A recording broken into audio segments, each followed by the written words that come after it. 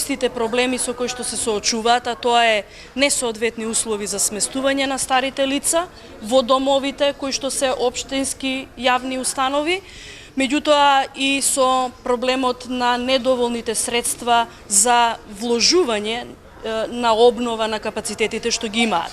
Последната посета на Домот за стари лица во Прилеп го реализиравме како успешна средба, од која што произлезе и проширување, дополнување на планот за јавни набавки во Министерството за труд и социјална политика со можноста да се издвојат средства за реновирање на тој еден кат што е нотиран како субстандарден во домот.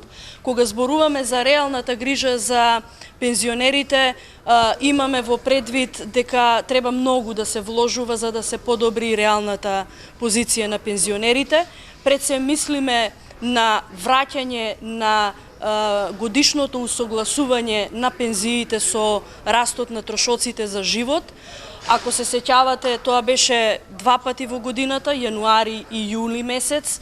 Од пред 3 години имаме номинално зголемување на пензиите, односно целата маса на пензии за 5% и линеарна исплата на покачување на пензија од 500 денари, зашто сметаме дека не е согласно принципот на еднаквост во однос на висината на корисниците на пензии.